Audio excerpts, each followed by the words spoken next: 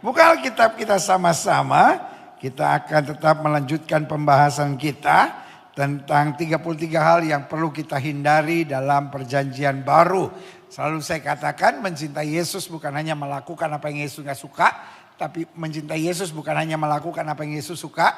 Tapi mencintai Yesus juga berani meninggalkan apa yang Yesus gak suka. Yang setuju taruh tangan kanan saudara di dada. Sama-sama bilang sama saya harus berani meninggalkan yang Yesus gak suka. Amin. Saudara yang ada di rumah ketik di live chat saudara, saya harus berani meninggalkan apa yang Yesus gak suka. Karena saya percaya dengan berani meninggalkan apa yang Yesus gak suka, hidup kekristenan kita makin dahsyat. Yang setuju sama saya katakan makin dahsyat. Amin. Nah hari ini kita masuk pada pembahasan kita ke-30. Dan mungkin saudara menatap saya dan bilang, minggu lalu 30. Salah saya saudara. Minggu lalu, saudara sih gak koreksi. Minggu lalu harusnya yang ke-29. Dan hari ini kita masuk pada pembahasan ke-30. Dan dalam pembahasan ke-30 berarti menyadarkan kita tinggal 3 minggu lagi kita selesaikan. Nah pembahasan ke-30 kita sedang membahas janganlah biar kemenanganmu digagalkan. Berarti yang Yesus gak suka, bahwa dia yang sudah memberikan kemenangan buat kita. Di atas kayu salib Yesus bilang apa? Sudah selesai. Tapi kita yang sudah diberi kemenangan, tiba-tiba kemenangan kita digagalkan. Nah ini yang kita mau belajar. Klik. Sama-sama bilang sama saya, Yesus mau hidup saya berkemenangan. Jelas? Makanya Kolose 2 ayat 16-23 kasih judul yang mantap, carilah perkara yang di atas. Selama kita mencari perkara yang di atas, kita pasti berkemenangan. Amin. Karena itu, janganlah kamu biarkan orang menghukum kamu mengenai makanan, minuman, atau mengenai hari raya, bulan baru, ataupun hari sabat. Semuanya itu hanyalah bayangan dari apa yang harus datang. Sedang wujudnya ialah Kristus. Yesus pernah katakan, bukan manusia untuk hari sabat, tetapi hari sabat untuk manusia. Jelas. Bukan manusia untuk agama, tapi agama untuk manusia. Bukan manusia untuk peraturan, tetapi peraturan untuk manusia. Karena pada dasarnya Tuhan gak mau kita susah. Target Tuhan yang pertama kita berkenan. Yang kedua kita bersuka cita. Dan yang ketiga kita hidup dalam kemuliaan. Sama-sama bilang sama saya berkenan. Bersuka cita. Hidup dalam kemuliaan. Makanya Alkitab saya bilang Tuhan Allahmu ada di antaramu sebagai pahlawan yang memberi kemenangan. Ia bergirang karena engkau dengan sukacita. Jadi target Tuhan apapun dalam hidup kita, dia rela lakukan apa saja agar kita hidup berkenan, agar hidup kita bersuka cita, agar hidup kita penuh kemuliaan. Amin. Tapi masih ada orang yang berpikir, makin kita susah, makin kita menderita, hidup kita makin memuliakan Kristus. Tapi izinkan saya menjelaskan sekarang. Saya jumpai banyak ibu-ibu hatinya luar biasa. Banyak ibu-ibu suka bilang gini, saya pendeta, biarin saya menderita, yang penting anak-anak saya bahagia. Ada ibu yang kayak gitu di sini, tolong angkat tangan. Ada? Terus yang lain apa maunya? Bu, ibu senang gak kalau ibu udah menderita? Puji Tuhan bu, anak ibu lebih menderita dari ibu. Senang bu? Kalau senang periksa bu, kayaknya di otak ibu ada virus bu. Pak, bu jangan belagu loh bu. Jangan cuma pikir ibu loh. Sekarang saya buktiin. Pak, siapa bapak di sini yang rela menderita, kerja keras, berjuang, ngadepin apapun. Yang penting anak-anak bapak bahagia. Ada angkat tangan dua-dua Dixon itu. Luar biasa itu, ya kan? Bapak yang lain kayaknya dia nggak jelas. Saya bapak atau ibu ya? Intinya Pak, kalau kita orang tua, kita rela banting tulang. Indonesia kalau ngomong gitu kan, saya banting tulang, pecah-pecah tuh tulang. Osteoporosis lama-lama itu. Saya rela peras keringat, habis tuh lama-lama. Yang paling parah, saya rela putar otak. Padahal otak goyang sedikit, ngences. Setelah putar, syukur-syukur balik. Kalau enggak, kayak putar otak, enggak balik aja. Something is wrong. Kalau Yesus kita menderita dan kita sengsara. Yang saya percaya Yesus menderita supaya kita mengalami kemuliaan kuasanya dan kedahsyatan. Yang setuju katakan amin. Dan untuk itu Yesus bilang, aku datang untuk memberi domba-dombaku hidup. Hidup yang hancur-hancuran. No, hidup berkelimpahan. Jangan sampai aturan-aturan justru membebankan kita. Tapi aturan-aturan mengarahkan kita untuk mengalami kemuliaan Tuhan. Target Tuhan apa saudara? Yang pertama Tuhan mau kita berkenan. Tuhan mau apa saudara? Yang kedua Tuhan mau kita apa? Bersukacita. Yang ketiga Tuhan mau apa? Kita mengalami kemuliaan Tuhan. Mereka tepuk tangannya meriah. Jadi bukan manusia buat peraturan, tetapi peraturan untuk manusia. Supaya manusia ngalamin tuh hal-hal dahsyat yang Tuhan persiapkan. Klik. Ayat 18. Janganlah kamu membiarkan kemenanganmu digagalkan. God prepare great things for you. Tuhan sudah persiapkan kemenangan-kemenangan dahsyat buat setiap saudara. Yang setuju sama saya katakan kemenangan dahsyat. Jangan sampai kemenanganmu digagalkan. Nanti saya jelaskan kenapa bisa digagalkan. Oleh orang-orang yang pura-pura merendahkan diri. Pura-pura beribadah kepada malaikat. Pura-pura berkanjang pada penglihatan-penglihatan. Dan pura-pura tanpa alasan. Membesar-besarkan diri oleh apa? Pikiran duniawi. Sedang ia tidak berpegang teguh kepada kepala. Dari mana seluruh tubuh yang ditunjang dan diikat menjadi satu oleh urat-urat dan sendi-sendi menerima pertumbuhan ilahinya. Jadi target Tuhan kita bertumbuh secara ilahi. Tapi target setan selalu kita merasa bersalah. Selalu kita merasa gagal, selalu kita merasa nggak mampu. Ayat 20. Apabila kamu telah mati bersama dengan Kristus, sama-sama bilang, saya telah mati bersama Kristus. Dan saya telah bebas dari roh dunia.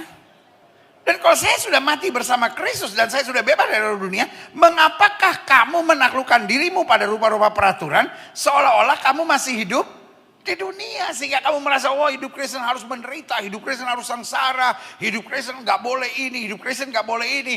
Tuhan mau hidup kita merdeka. Alkitab bilang kalau anak itu memerdekakan, kamu benar-benar merdeka. Ayat 21. Jangan jamah ini, jangan kecap itu, jangan sentuh ini. Semuanya itu hanya mengenai barang-barang yang binasa oleh pemakaian. Dan hanya menurut perintah-perintah, ajaran-ajaran, aturan-aturan manusia. Peraturan-peraturan ini nampaknya penuh hikmat. Dengan ibadah, dengan aturan buatan sendiri. Seperti merendahkan diri, menyiksa diri, hidup sengsara. Tidak ada gunanya selain untuk memuaskan apa? Hidup duniawi. Karena kalau orang sedang ngajarkan, hidup Kristen itu harus menderita, hidup Kristen harus sengsara.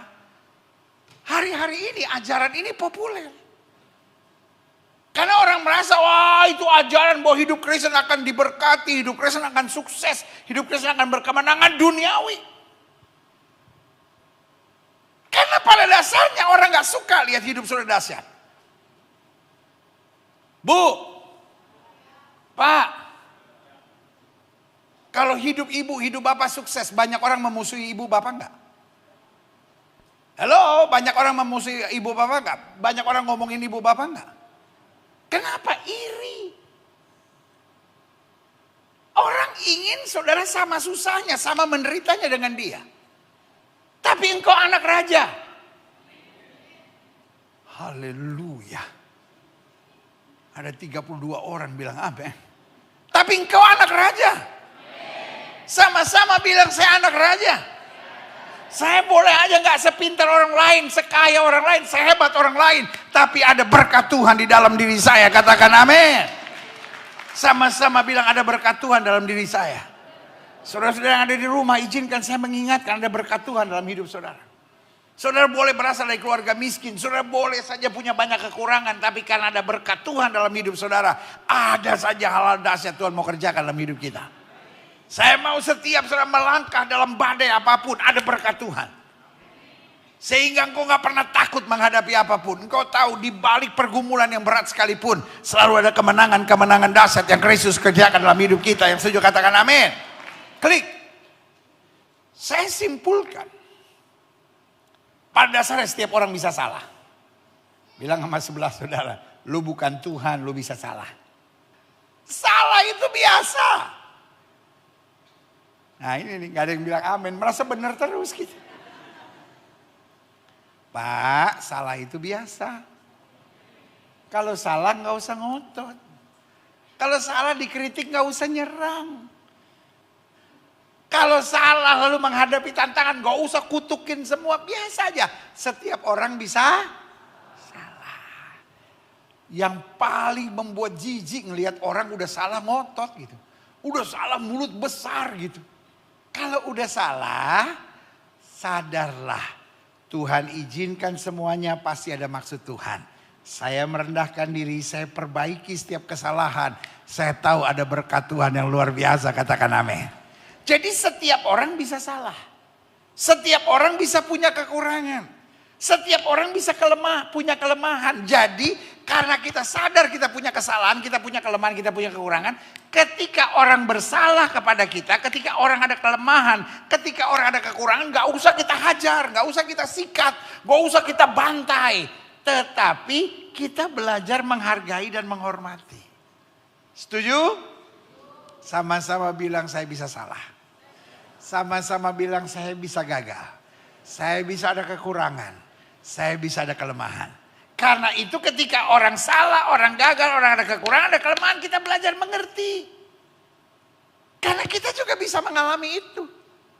Nah, bedanya apa? Nah, ini dia. Ketika seorang salah, ketika orang gagal, ketika orang ada kekurangan, ketika orang ada kelemahan, ada dua pribadi yang datang padanya. Yang pertama Roh Kudus. Kenapa Roh Kudus hadir? Karena Roh Kudus mau memulihkan. Sama-sama bilang sama saya memulihkan. Tapi pada saat Roh Kudus hadir, setan juga hadir. Kalau Roh Kudus mau memulihkan, setan mau sama-sama bilang sama saya menghancurkan. Sama-sama bilang sama saya menghancurkan. Nah, kapan saya tahu Roh Kudus, kapan saya tahu setan? Klik. Kerja Roh Kudus, ketika saya bersalah, ketika saya gagal, ketika saya ada kekurangan, ketika saya ada kelemahan, maka Roh Kudus mengingatkan, menyadarkan sehingga menuntun pada yang pertama dia ingatkan kita. Roh memang penurut tapi daging lemah. Dia ingatkan kita. Gak boleh begitu. Dia ingatkan kita, wah kamu gagal. Tapi kemudian dia sadarkan kita Tuhan itu hebat. Dia sadarkan kita anak raja. Dia sadarkan kita untuk bangkit. Dia sadarkan dosa menjauhkan kita dari Tuhan. Karena itu kita bangkit dan kita dituntun pada sama-sama bilang sama saya pertobatan. Yang kedua, klik. Tadi saya bilang ketika orang salah, ketika orang gagal, ketika orang ada kelemahan, ketika orang ada kekurangan, datang dua pribadi. Yang pertama, Roh Kudus mau bawa pada pemulihan. Yang kedua adalah setan karena iblis menyamar sebagai malaikat terang. Kalau Kristus, kalau kuasa Roh Kudus untuk pemulihan, maka setan untuk kehancuran. Bagaimana cara kerjanya? Kerja setan mendakwa. Karena kita berkata dia mendakwa kita siang dan malam. Tujuan dia mendakwa membuat kita rasa bersalah, guilty feeling. Ujung-ujungnya menuntun pada penyesalan. Dan rasa bodoh yang menekan, saya memang bodoh, saya memang istri yang gagal. Saya memang gak pantas melayani, saya memang banyak kekurangannya, saya gak cocok dalam gereja. Karena orang gereja kadang-kadang menyebalkan saya. Jadi akhirnya yang dia rasa cuma penyesalan. Alkitab bilang tentang dua murid Kristus yang gagal. Yang pertama adalah Simon Petrus. Yang kedua adalah Yudas Iskariot. Pertanyaan saya, siapa yang dosanya lebih besar? Halo, siapa yang dosanya lebih besar? Simon Petrus atau Yudas Iskariot? Podo wae. Dua-duanya berkhianat. Yang satu menyangkal, yang satu menjual Yesus. Berzina sama satu orang sama berzina sama 4 orang, mana dosanya lebih besar?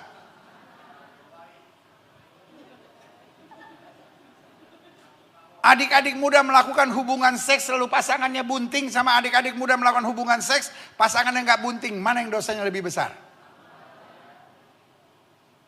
Podo wae sami mawon. Udah nggak usah nunduk, malah ketahuan dosa saudara kalau gitu. Jadi sama-sama salah. Bedanya di mana? Ingat, setiap orang yang salah, setiap orang yang gagal, setiap orang ada kekurangan, setiap orang ada kelemahan, 2 pribadi datang. Simon Petrus membuka hatinya untuk suara Roh Kudus.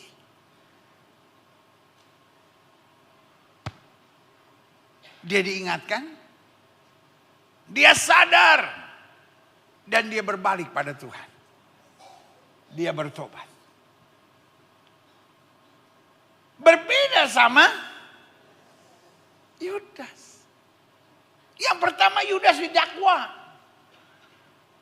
Kemudian dia punya rasa bersalah. Dia datang, dia balikin uangnya. Gak mau diterima, dia buang. Lalu ada tekanan penyesalan yang menekan jiwanya sampai dia gantung diri dan bunuh diri. Sebagian berkata itulah pertobatannya. Beda.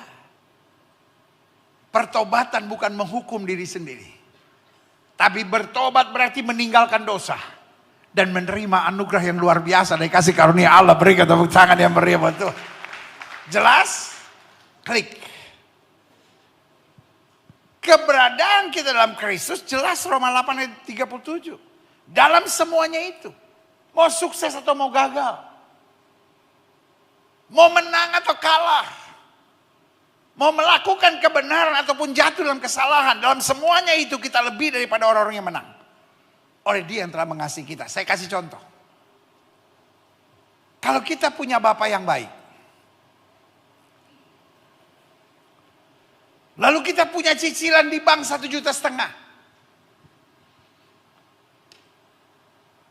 Lalu saya hanya punya uang 300.000. Pertanyaan saya, cicilan saya kurang nggak? Saya punya Bapak yang baik. Saya punya cicilan di bank 1,5 juta. Saya cuma punya uang di bulan itu 300.000. Cicilan saya kurang nggak? Enggak. Saya bayar 300.000 ke bank. Bank telepon bapak saya. Pak, gila anak lu. Dia cuma bayar 300.000. Bapak yang baik bilang apa? Saya yang bayar. Dan hari ini itulah yang kita alami hari demi hari. Saya nggak pantas. Tetapi Dia yang melayakkan segala-galanya dalam kemuliaannya. Berikan tepuk tangan yang meriah buat Tuhan. Kira-kira kita bisa masuk surga dengan amal kita nggak? Kira-kira kita bisa layak untuk menerima jawaban doa nggak? Doa kita cukup sempurna nggak sampai Tuhan harus memberkati kita? Semuanya tidak ada hal-hal yang sempurna. Tapi Dia yang melayakkannya. Sehingga kita dilayakkan menjadi anak-anak raja yang menerima berkat yang sempurna. Katakan amin. Klik. Sehingga saya simpulkan. Kegagalan, kesalahan dan kelemahan kita bukan akhir. Life is not about you. But life is about Him. Hidup bukan tergantung saya. Kelemahan apapun, kekurangan apapun Dia yang menyelesaikannya. Makanya Yesus bilang sudah selesai. 2 Korintus 12 ayat 9 bilang. Tetapi jawab Tuhan kepadaku. Cukup kasih karuniaku bagimu. Saya boleh kurang, tapi kasih karunia cukup. Saya boleh cuma mampu 300.000, tapi Tuhan membuat itu menjadi 1,5 juta. Amin saudara. Itu maknanya cukup kasih karuniaku. Kegagalanku, kesalahan orang, bahkan penghakiman orang, bulian orang tidak bisa membuat kita jatuh karena cukup kasih karunia Tuhan buat kita.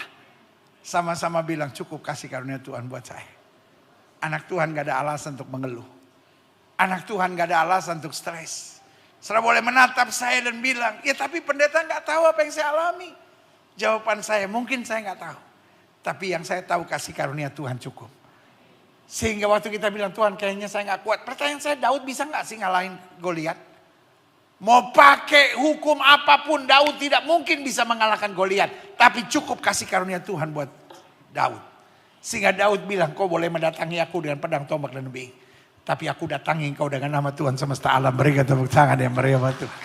Amin. Cukup kasih karuniaku bagimu. Sebab justru dalam kelemahanlah kuasaku menjadi sempurna. Kamu boleh lemah tapi aku yang akan menyempurnakan. Reaksi Paulus bilang apa? Sebab itu terlebih suka aku bermegah atas segala kelimpahan, kehebatan, kedahsyatan yang penuh. Paulus sadar betul sebab itu terlebih suka aku bermegah atas kelemahanku. Karena kelemahanku tidak bisa menghancurkan aku.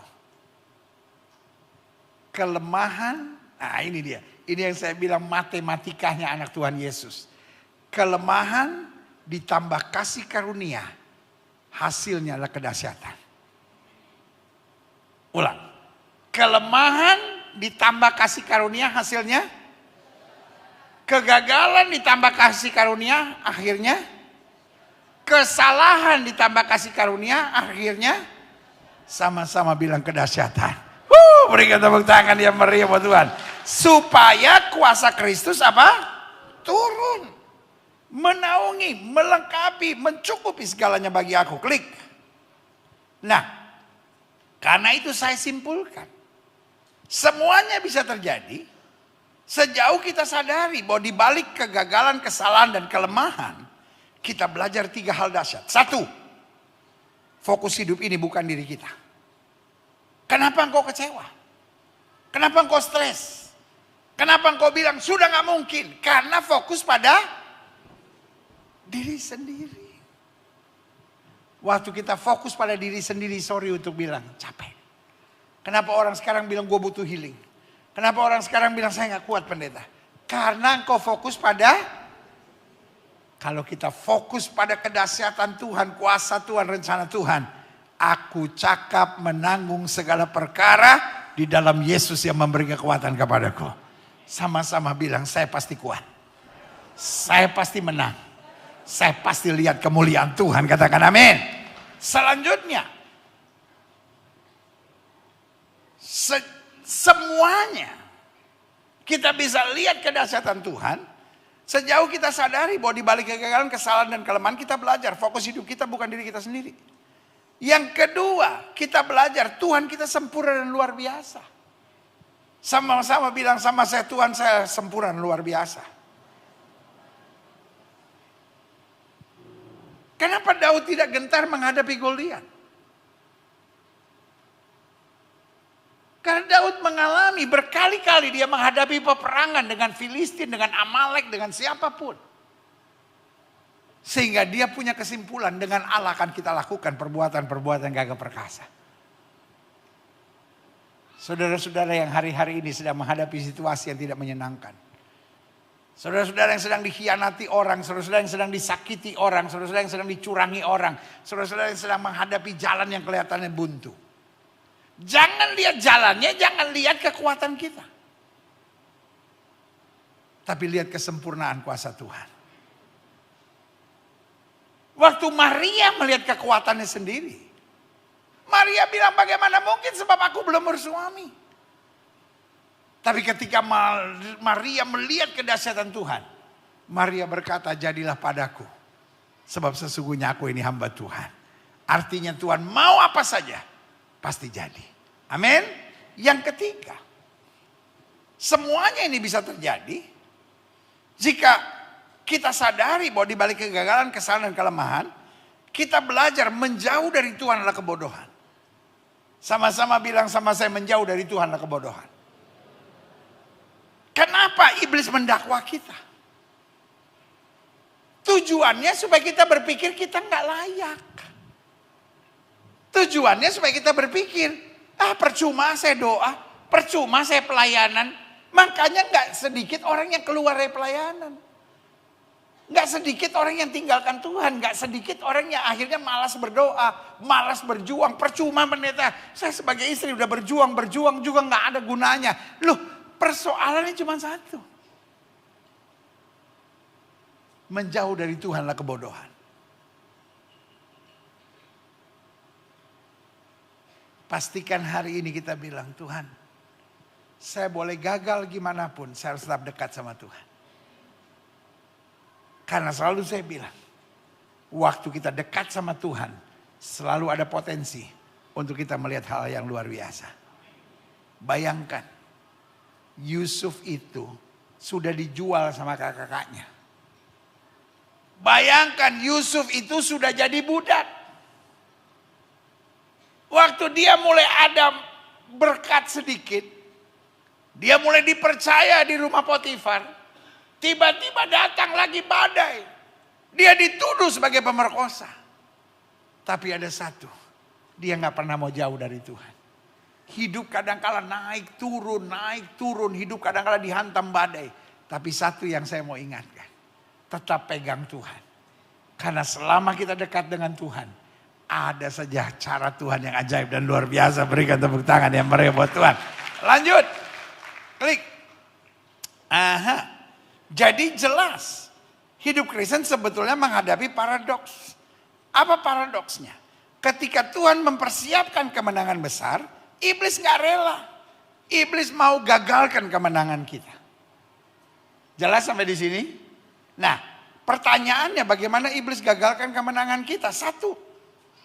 Kemenangan kita digagalkan jika kita dibelenggu rasa bersalah.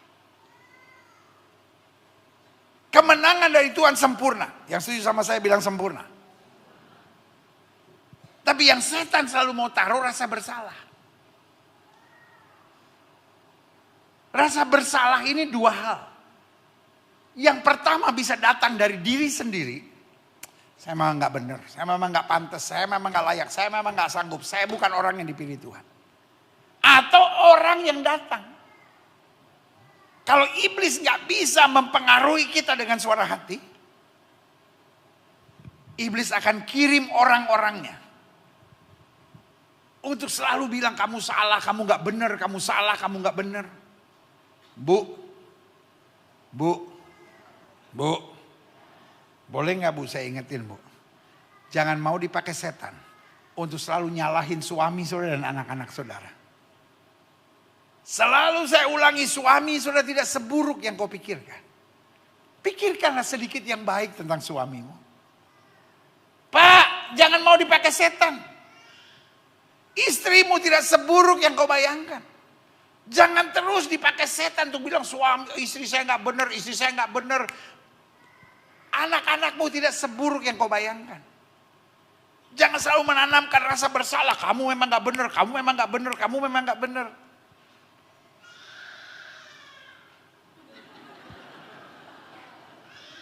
Tapi gak apa-apa, itu anak-anak.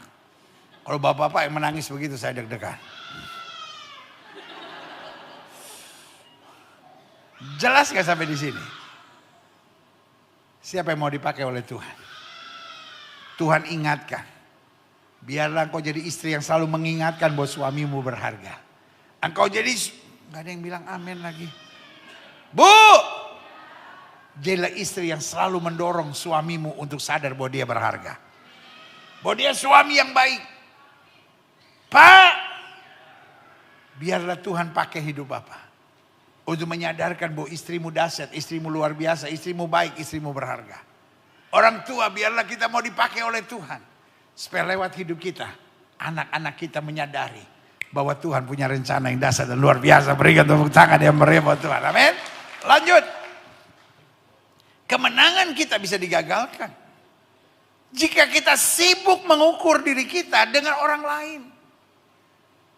Setiap orang lewati proses yang berbeda-beda. Setiap orang melalui ujian yang berbeda-beda. Saya jumpai ada orang-orang yang setelah bertobat, Wih, diberkati Tuhan luar biasa. Beli 2 rumah, beli 3 mobil. Ada aja berkat. Wah, anak lulus kedokteran, anak lulus sarjana hukum. Berkat luar biasa. Tetapi saya juga jumpai ada orang-orang yang setelah bertobat.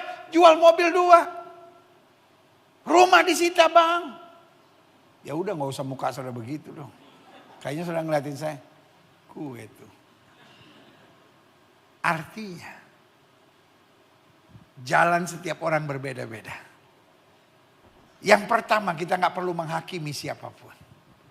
Yang kedua kita gak perlu iri dengan siapapun. Yang ketiga kita gak usah bandingkan kita dengan siapapun. Yang kita tahu Tuhan selalu terhebat. Kalaupun saya harus melewati jalan-jalan yang sukar. Saya tahu di ujung jalan kesetiaan. Ada kemuliaan Tuhan yang dinyatakan luar biasa. Katakan amin. Yang ketiga. Jadi ingat ya. Yang pertama kemenangan kita digagalkan jika kita apa? Dibelenggu rasa bersalah. Yang kedua kemenangan kita digagalkan jika kita apa?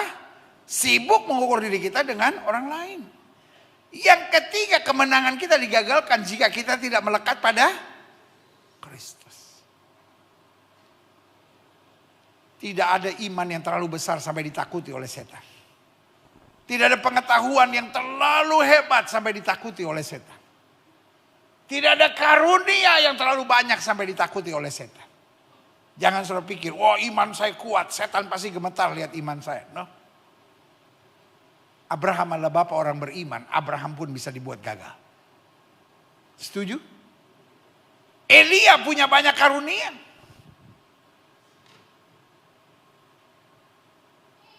Tapi Elia bisa dibuat gagal. Yunus mendengar suara Tuhan untuk dia pergi ke Ninewe. Tapi dia juga bisa dibuat gagal oleh Tuhan. Iblis bukan takut sama iman. Iblis bukan takut dengan pengetahuan Alkitab. Iblis tidak takut dengan karunia. Iblis cuma takut kedekatan kita pada Tuhan. Sama-sama bilang kalau saya dekat sama Tuhan. Iblis gak punya kuasa. Amin. Hari ini sebagai hamba Allah saya cuma mau bilang. Kedepannya kita gak tahu apa yang harus kita hadapi. Yang saya ngerti ekonomi sekarang makin gak jelas. Bursa sempat tutup. Dolar mengkhawatirkan. Ekonomi gak pasti, hukum gak pasti. Tetapi anak Tuhan menyadari. Selama saya dekat dengan Tuhan. Hal-hal yang tidak pernah saya bisa pikirkan. Tuhan akan sediakan buat saya dengan cara yang ajaib dan luar biasa. Sama-sama bilang hari-hari saya penuh kemenangan. Engkau disakiti orang tetap dekat sama Tuhan. Engkau dikhianati hamba Tuhan sekalipun tetap dekat sama Tuhan. Karena waktu engkau tetap dekat dengan Tuhan yang kau lihat. Hanya sinar kemuliaan. Yang akan menyertai langkah-langkahmu. Yang keempat yang terakhir. Saya undang pemain musik maju ke depan. Yang keempat yang terakhir. Bagaimana iblis mau coba gagalkan kemenangan kita. 1. Kemenangan kita bisa digagalkan jika kita dibelenggu dengan rasa bersalah. Yang kedua kemenangan kita digagalkan jika kita sibuk mengukur diri kita dan membandingkan dengan orang lain. Yang ketiga kemenangan kita bisa digagalkan jika kita tidak melekat pada Kristus. Dan yang keempat kemenangan kita bisa digagalkan jika kita memiliki pandangan yang kabur tentang prinsip dunia serta prinsip kerajaan Allah. Sehingga kita berpikir sukses itu kalau semua yang saya harapkan terjadi. Sukses itu kalau saya kaya saya bisa miliki segala-galanya. Menderita itu kalau saya nggak miliki seperti orang lain miliki. Tetapi prinsip kerajaan Allah sederhana. Selama kita tidak milik ke kiri maupun milik ke kanan hidup kita diberkati. Prinsip kerajaan Allah sederhana. Cari dahulu kerajaan Allah serta kebenarannya semua akan ditambahkan buat kita. Prinsip kerajaan Allah sederhana. Waktu Yesus nomor 1 dalam hidup kita. Maka apa yang tidak pernah kita pikirkan itu